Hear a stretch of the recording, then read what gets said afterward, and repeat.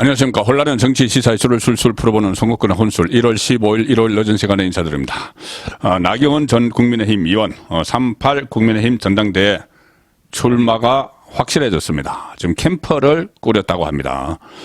지금 저출산 고령사회위원회 부위원장직에서 해임이 됐죠. 해임이 됐는데 해임되기 직전에 나경원 전 의원이 이 대변인을 직접 인선을 지시했다. 자, 그런 이야기가 나왔고, 오늘 중앙일보 단독 기사입니다. 특히 대변인이 이미 내정이 됐습니다. 자, 대변인은 후보를 대신해서 언론과 접촉하는 창구죠. 그래서 사실상, 나경원 캠퍼가 출범한 것과 마찬가지다. 이런 관측이 나옵니다. 오늘 이 보도가 나오고 나서 나경원 전 의원은, 언론 쪽으로부터 취재 문의가 너무 많아서 혼자서 감당하기에 힘들어서 한 명을 그 대변인 격으로 내세웠다는 설명을 했는데, 자, 이 설명은 결국 적극적으로 지금 언론의 입장을 밝히면서 나경원 전 의원의 전당대회 출마를 기정사실화를 전제로 언론의 적극적인 입장을 밝히는 그 과정이기 때문에 사실상 출마 의사를 굳혔다. 그리고 오늘 또 이 소식을 전한 나경원 전 의원 첫 관계자가 출마는 100%, 출마 가능성은 100%다 이런 말도 했습니다. 오늘 통화를 했는데 나경원 의원 첫 핵심 관계자, 전직 의원이겠죠. 엊그제 나경원 전 의원이 김민수 전 경기분당을 당협위원장을 대변인으로 임명하겠다고 했다. 그래서 대변인 공식 발표를 조만간 언론에 하려고 한다. 그리고 나경원 전대 출마 가능성은 100%라고 봐도 된다. 이렇게 이야기했습니다. 김민수 전 위원장은 나경원 전 의원이 그 원내대표를 할 때, 자유한국당 원내대표를 할 때 그때 당원 협의회 그 위원장, 당협위원장 이 공천을 받는데 상당히 유리한 자리죠. 당협위원장을 공개 오디션을 통해서 모집한 적이 있는데 그때 나경원 원내대표가 실시한 그 공개 오디션을 통해서 당시 비례대표 국회의원 김순례 의원을 꺾고 분당을 당협위원장에 선발이 됐던 인물입니다. 그리고 21대 총선에 출마했지만 낙선을 했고, 지난 대선 때는 윤석열 후보 캠퍼 경기도 선대위 공동선대위원장을 맡았는데, 자, 어쨌든 이렇게 되면은 출마는 확실합니다. 캠퍼를 꾸렸으니까는 큰 변수가 없는 한 출마를 하겠죠. 본인으로서는, 나경원 전 의원 본인으로서는 사실 이 출마 외에 방법이 없을 겁니다. 왜 그러냐면 제가 말씀드렸다시피 4선 국회의원을 했지만 그 이후에 2020년부터 계속 지금 실패를 하고 있습니다. 2020년 총선에서 이 동작 어려서 민주당의 신진 이수진 그 후보에게 졌죠. 그리고 또 서울시장 후보 경선에서 또 졌습니다. 오세훈 지금 서울시장에게. 그리고 그에 앞서서 재작년에는 국민의힘 당대표 경선에 나가서 또 이준석에게 패배를 했고, 자, 이 상황에서 이번에 물러나면은, 내년 총선에서 공천이라도 받을 수 있으면은 그때까지 기다리겠지만 지금처럼 친윤과 이렇게 대립각을 세운 상황에서는 공천도 어려우니 본인 입장에서는 오히려 출마를 해서 당대표가 되든 안 되면은 비윤의 이 대표 정치인으로 자리매김할 수 있는, 자, 그런 그 계산을 한 것이 아닌가, 정치적 계산을 한 것이 아닌가.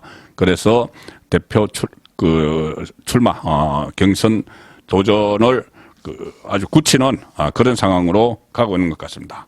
자, 그렇지만 과연 윤심을 받지 않고 이 대선 경선에서 이길 수 있을까?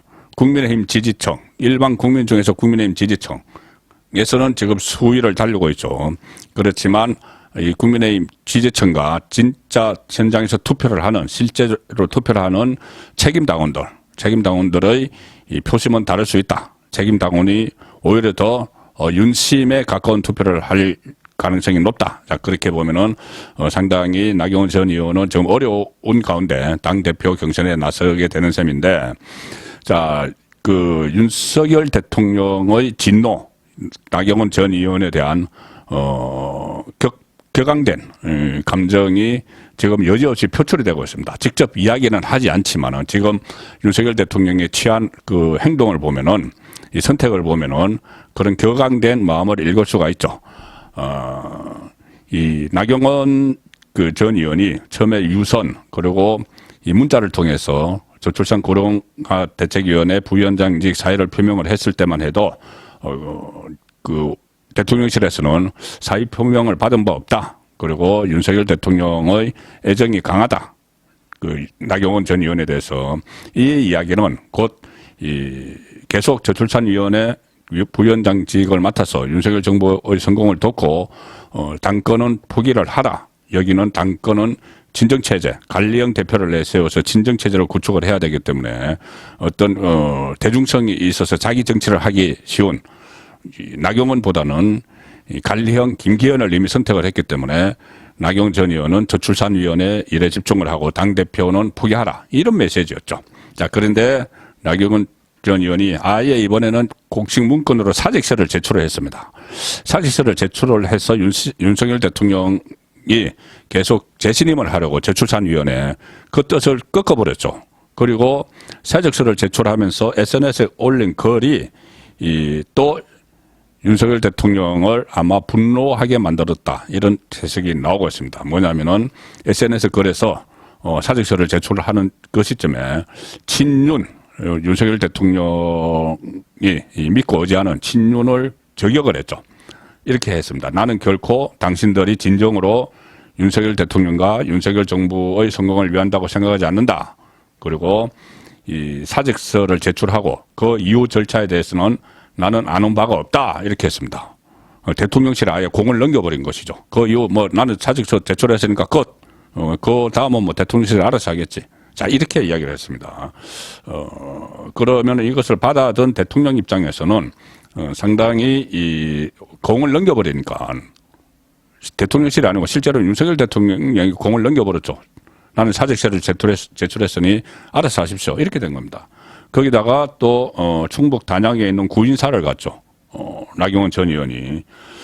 그래서 사색의 시간을 갖겠다 이러면서 김건희 여사와 윤석열 대통령도 한 번씩 방문했던 구인사를 하필이면 가서 사색의 시간을 갖겠다. 그리고 지방을 다니고 있죠.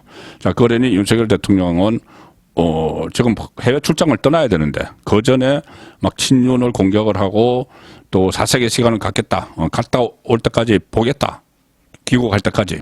그리고 내 사직서 제출해서는 알아서 하라. 이렇게 하니 전격적으로 사직서를 수리하는 게 아니고 해임을 해버렸습니다. 해임을 하고 사직서를 내지 않은 또 하나 자리, 이 기후 환경대사 자리도 해임을 해버렸죠. 그리고 즉각 그 후임자 두 사람을 임명을 하는, 그러니까 윤석열 대통령이 분명히 한 겁니다. 나경원은 아니다. 나경원은 당대표도 아니고 윤석열 정부에서 함께 일할 사람이 아니다. 이것을 딱 선을 끊는 그런 상황이 된 건데, 자, 왜 그렇게까지 단호하게 했을까? 그냥 단순히 SNS 글 사직서 제출 이 정도는 아니, 그 정도로 이렇게 해임이라는 이렇게 초강수를 두지는 않았을 거다. 뭔가 이유가 있겠죠. 자, 그래서 그 이유 중에 하나는 그러니까 순방을 떠나기 전날 전격적으로 해임을 한 것은 첫 번째는 이번 해외 순방 성과가 훼손될 것을 우려를 했다. 이 국내 정치 때문에. 지금 이번에 UAE 아랍에미레이트 연합 그리고 다보스 포럼에 참석을 하는데 무려 경제인 100명 이상이 전용기에 탑승을 했습니다. 그리고 정부의 경제부처 장관들, 추경호 경제부총리를 비롯해서 원희룡 국토교통부 장관, 이렇게 경제부처 장관이 7명이나 참석을 했고 탑승을 해서 같이 가고, 그리고 아랍에미레이트에서는 원전, 에너지, 그리고 방위산업 무기 이런 것을 합해서 한 30개의 MOU를 체결을 하기로 했고, 이런 어쨌든 상당한 경제 성과를 얻기 위한 제2의 중동붐 이런 이야기까지 하면서 해외 출장을 딱 떠나려고 하는데, 바로 그 전날 나경원 전 의원이 사직서를 내면서 나는 사색의 시간을 갖겠다. 그리고 이제 사직서는 대통령이 알아서 하라. 이렇게 하니까 이거 자칫하면은 해외 순방, 그러니까 그 국내 문제 때문에 해외 순방 성과가 가려질 우려. 자, 그것도 아마 전격적으로 이 해임을 발표하는 계기가 됐다. 이렇게 보입니다. 그리고 또 그러니까 이 저출산위원회의 위원장은 대통령이죠. 근데 대통령이 위원장이고 나경원 부위원장인데 대통령이 위원장으로 있는 자리를 놓고 그 직을 놓고 마치 당대표 출마와 거래를 하는 것처럼 비춰진다. 지금 그렇게 비춰졌었죠. 그러면은 이것은 대통령의 인사권을 훼손하는 것이고 리더십에 도전하는 것이다. 이렇게 볼 수도 있는 겁니다. 더구나 마치 대통령과 정치 게임을 하는 것처럼 보이는 자 이런 문제 때문에 전격적으로 해임을 하고 윤석열 대통령은 해외 출장을 떠난 상태입니다.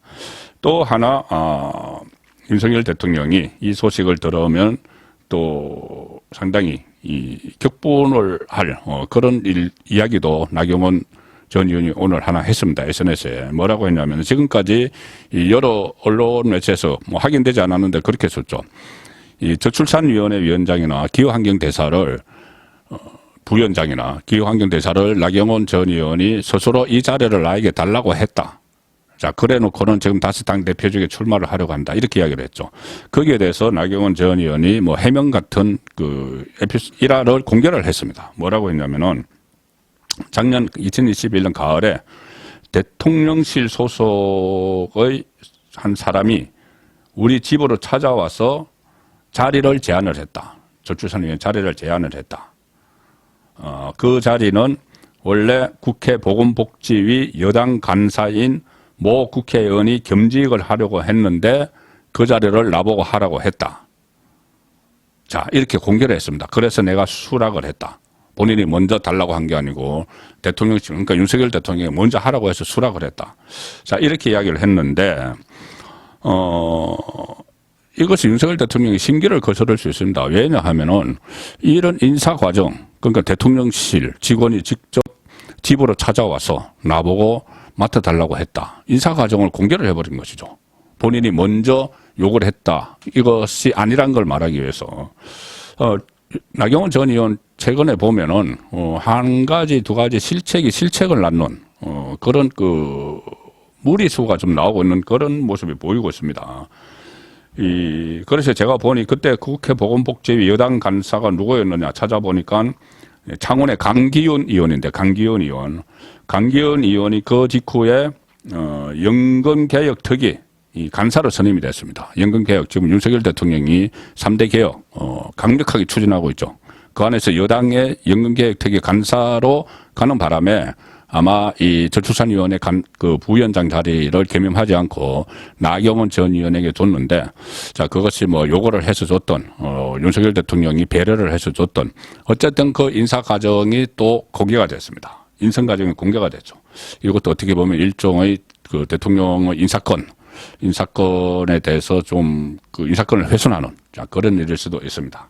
그래서 지금 나경원 전 의원 같은 경우는 어떻게 보면은 처음에 이것을 저는 계속 그 이야기를 했죠. 자유 경선에 맡겨야 된다.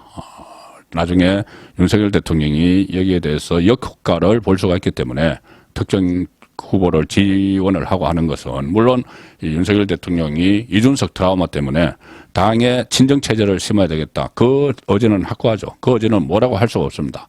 그런데 이렇게 뭐 장제원 의원 같은 경우에 거세게 나경원 전 의원을 몰아붙이면서 이렇게 제2의 이준석 이렇게 몰아가는 것도 전체 국민의힘을 위해서는 좋지 않다. 그 말씀을 계속 드려서 자유경선에 아예 지금부터는 맡기는 게 낫다고 말씀을 드렸지만 최근에 나경원 전 의원이 잇따라 그 실책을 하면서 윤심과는 점점 멀어져서 그렇게 되면은 결국 책임당원 100% 결선투표제까지 있는 이 당대표 경선에서 나경원 대표가 탄생하기는 좀 거리가 멀어지는 것 아닌가 그런 생각이 듭니다. 송국근의 혼술이었습니다.